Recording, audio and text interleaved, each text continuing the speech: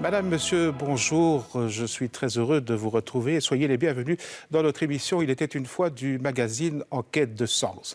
Aujourd'hui, nous allons parler de l'Europe et de l'économie puisque nous poursuivons notre mini-série sur l'après-Covid-19. Quel sera le rôle de l'Europe? Quelles seront les conséquences peut-être dramatiques sur le plan économique? C'est ce que nous allons essayer de voir avec mes deux invités.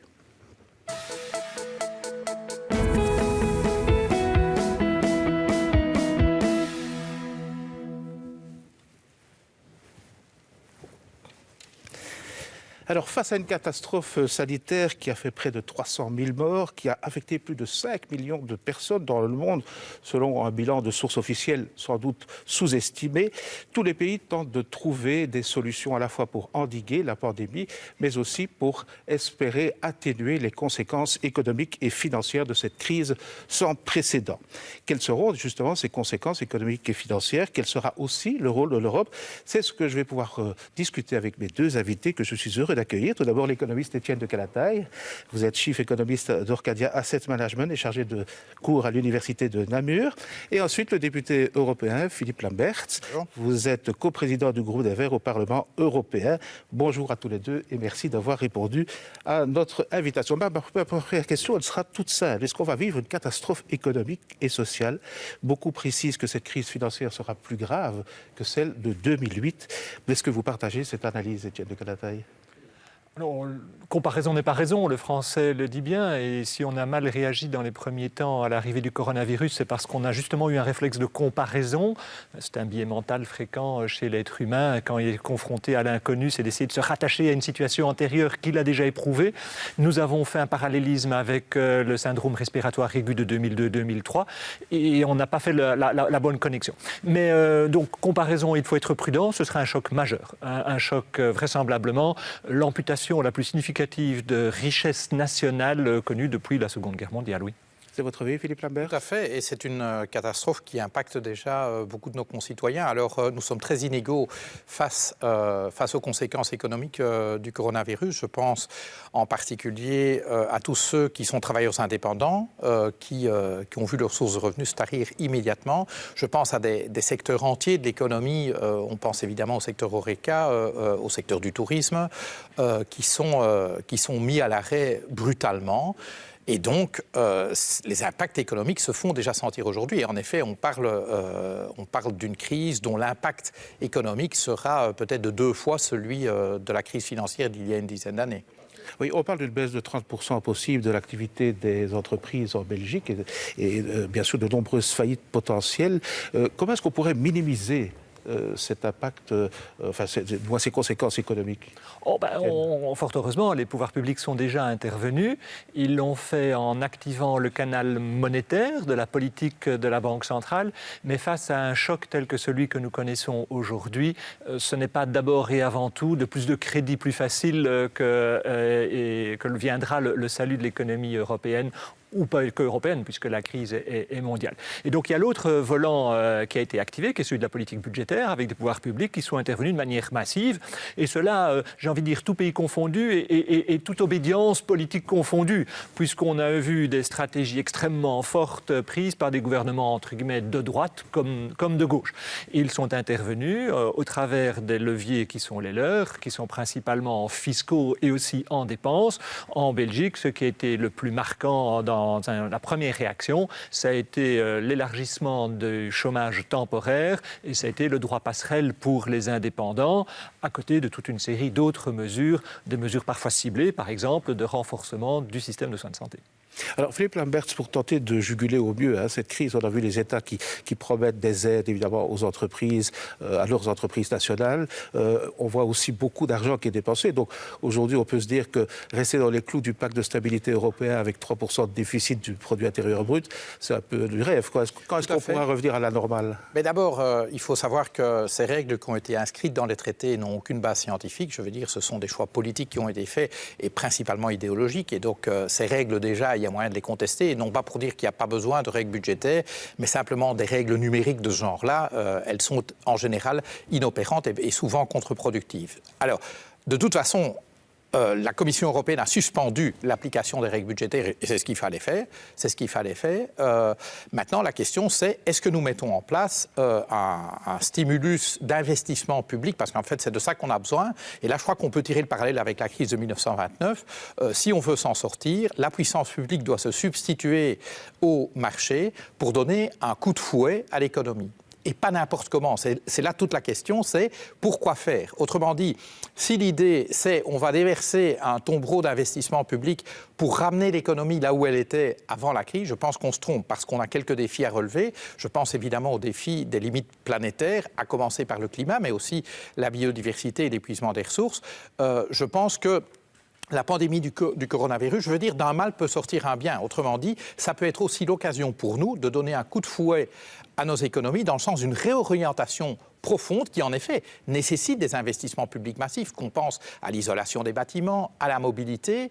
Rien que ces deux secteurs-là, ce sont des secteurs qui, potentiellement, peuvent stimuler l'activité économique. Je vous rappelle que le New Deal de Roosevelt en 1933 était notamment un programme de construction d'autoroutes, donc il s'agissait de mobilité terrestre à l'époque, tout au travers des États-Unis. Et ce sont des investissements qui augmentent le stock de capital commun utile à nos sociétés. Et donc on va dire, oui mais pour ça on va s'endetter, donc on va passer aux générations futures un endettement financier, oui, mais on va leur passer aussi un stock de capital utile dont elles pourront bénéficier. Et donc elles auront les deux côtés du bilan, je dirais, à leur disposition. Et ça, je pense que c'est parfaitement justifiable et nécessaire face à nos concitoyens. On entend souvent... C'est votre avis aussi, Étienne de Canada ? Tout à fait, parce qu'on entend souvent dire que quand il y a le feu à la maison, il faut l'éteindre et on ne se préoccupe pas du dégât des eaux.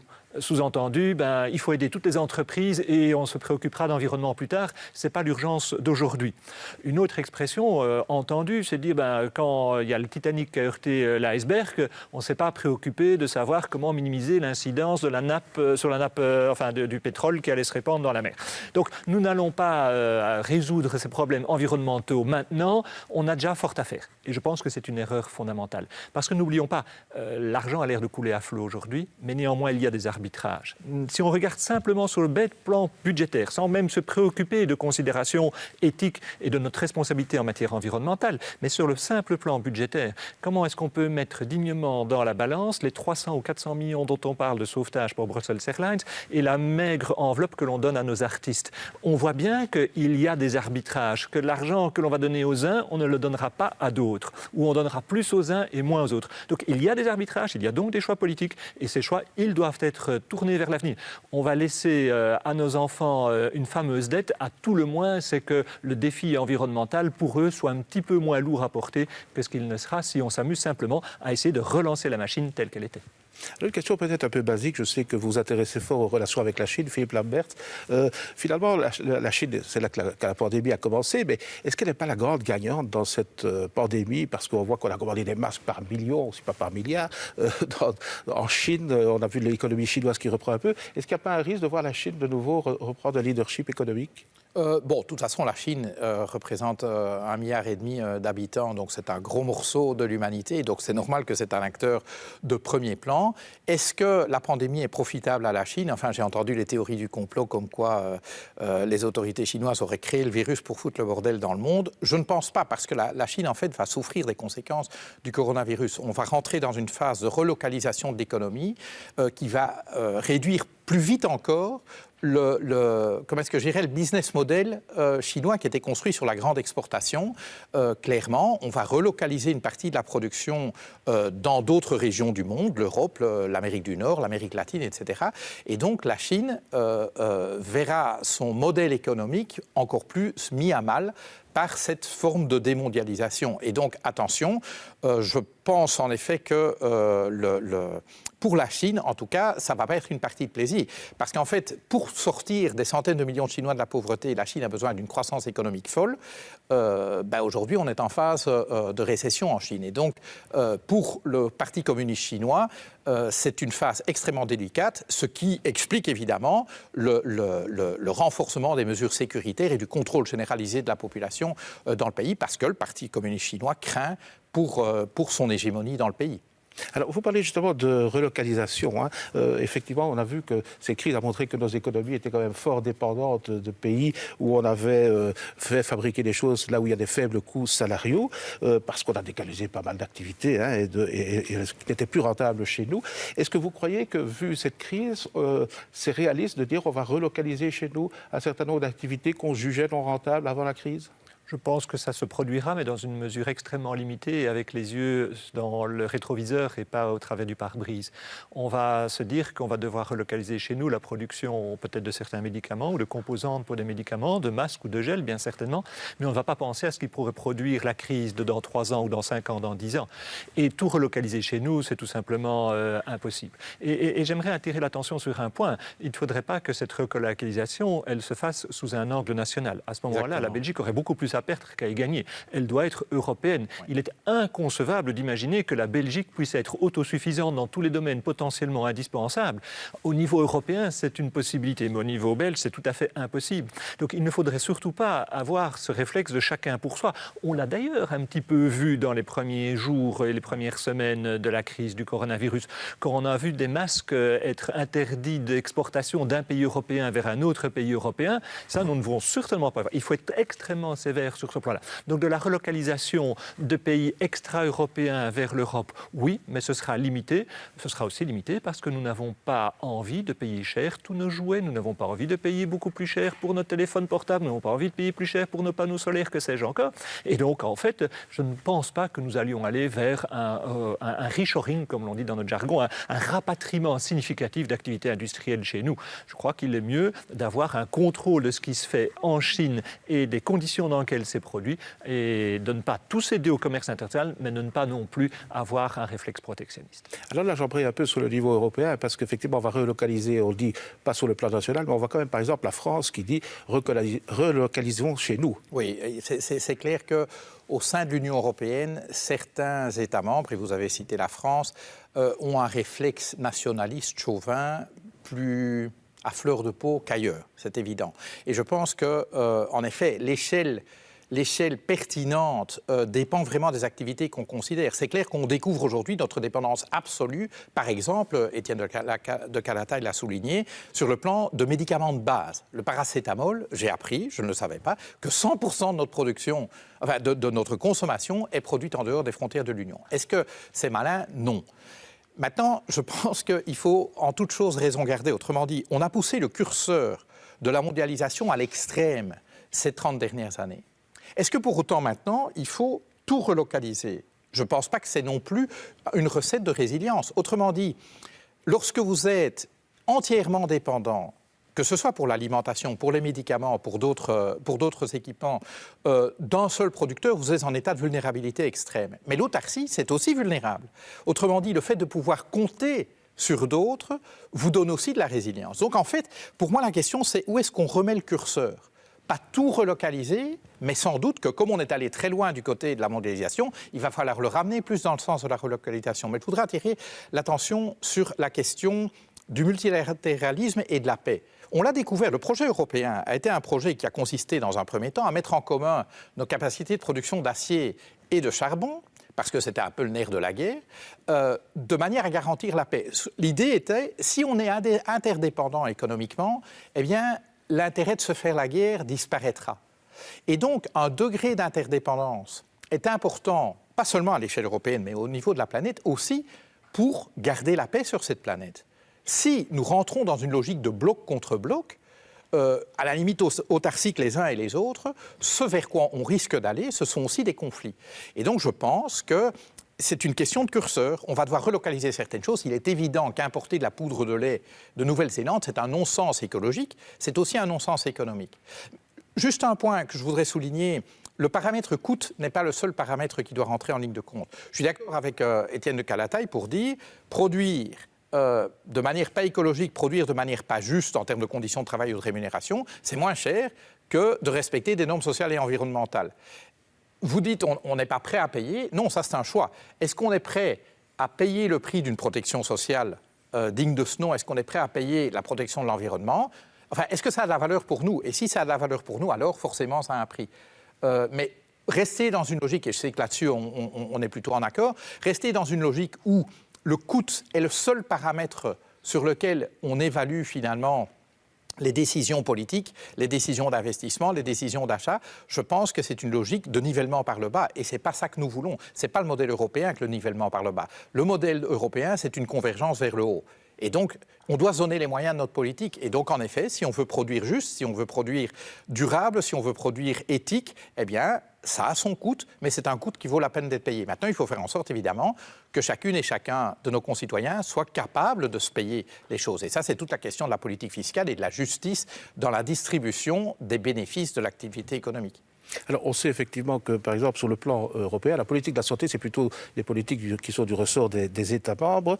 Mais est-ce qu'on a quand même pas assisté un petit peu à un échec de l'Europe là-dedans? Parce qu'elle est restée très muette au début de la crise. Alors qu'il y a une agence européenne dont le nom m'échappe maintenant, mais qui est chargée justement de prévenir d'éventuelles crises sanitaires, ça a été le silence sur toute la ligne. Oui, mais là, j'ai quand même envie qu'on soit de bon compte. C'est comme dans la question migratoire. La question asile et migration est une compétence nationale.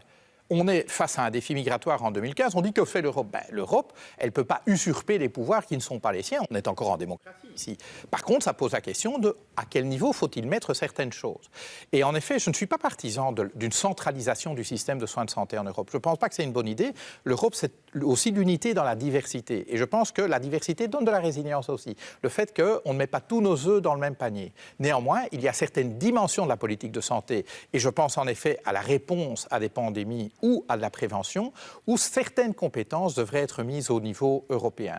Et donc, s'il y a eu un défaut de réponse européenne, c'est d'abord, et Étienne de Calataï l'a bien souligné, c'est d'abord certains égoïsmes nationaux qui se sont manifestés quand l'Allemagne a refusé, dans un premier temps, de prendre à bord des patients de la région Est de France, qui étaient très sévèrement touchés. En Allemagne, les hôpitaux n'étaient absolument pas submergés. Dans un premier temps, ça a été « on ne veut pas de vous chez nous ». Ou la Tchéquie qui bloque des masques qui doivent aller vers l'Italie. Et donc, ce sont ces réflexes nationalistes qui tuent la réponse européenne. C'est pas on ne voulait pas répondre au niveau des institutions européennes dont je fais partie, c'est simplement qu'on n'avait pas les compétences et que les égoïsmes nationaux, dans un premier temps, ont joué à fond.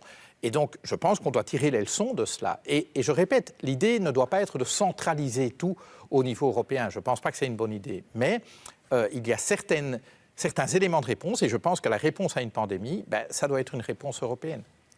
C'est votre avis aussi Tout à fait. Donc on a vu l'Europe être active là où elle avait les leviers pour l'être.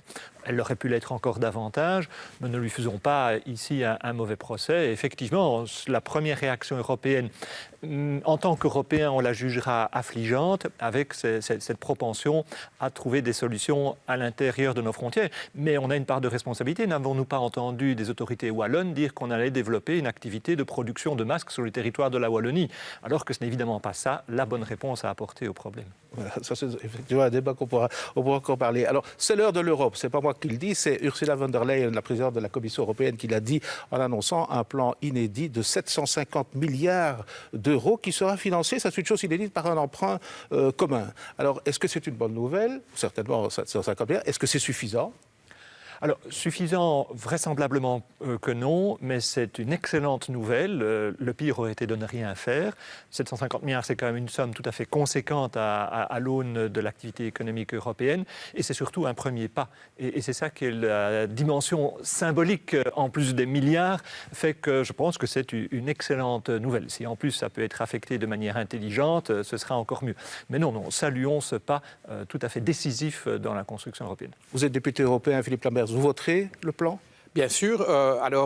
Comme le dit Étienne de Calataï, on va être très attentif à la question de la conditionnalité. Autrement dit, à quoi est-ce qu'on va dépenser, dans quoi est-ce qu'on va investir. Et je préfère le mot investir, parce que dépenser, c'est comme si on jetait de l'argent. Non, on va investir cet argent. Il faut qu'il soit investi à bon escient. Dans la transition écologique, dans la transition numérique, dans des programmes pour rendre nos sociétés plus résilientes, c'est-à-dire plus capables de subir des chocs et de se relever. C'est l'intention de la Commission européenne, c'est une intention qui est partagée majoritairement au Parlement européen. La question, c'est que va faire le Conseil européen qui va se réunir dans une bonne semaine à Bruxelles?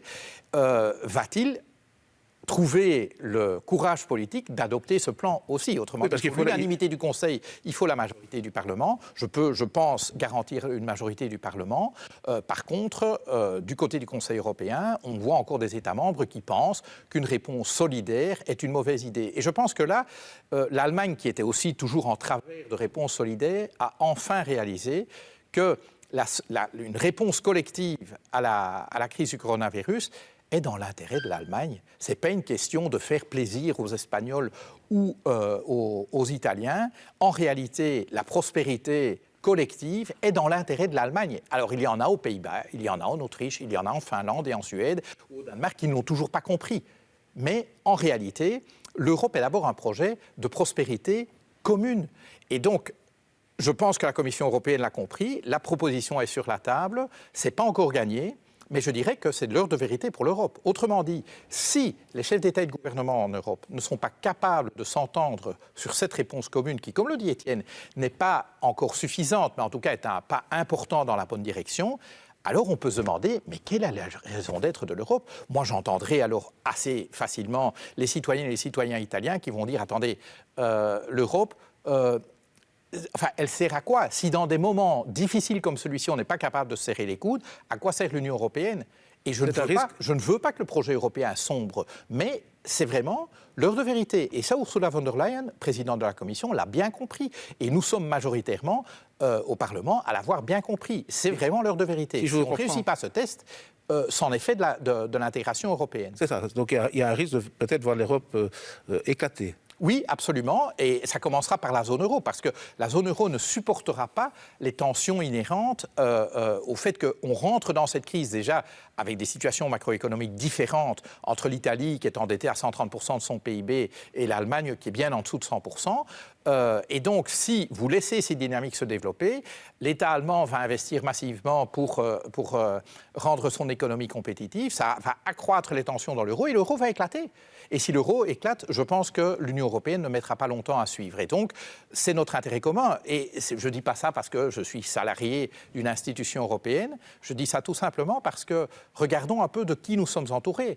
De Vladimir Poutine, de Recep Tayyip Erdogan, de Donald Trump, de Xi Jinping, autant de leaders autoritaires qui souhaitent la division de l'Europe. Si nous, Européens, voulons encore avoir quelque chose à dire et à apporter dans le monde du XXIe siècle, c'est ensemble. Hein. Angela Merkel l'a d'ailleurs souligné dans une interview récente au Financial Times. Elle a dit même l'Allemagne, le plus grand pays de l'Union européenne et le pays à l'économie la plus solide, est trop petite pour peser dans le monde du XXIe siècle face à des défis comme le défi climatique, le défi des migrations, le défi de la rareté des ressources, etc. C'est ensemble. Et donc, nécessité doit faire loi.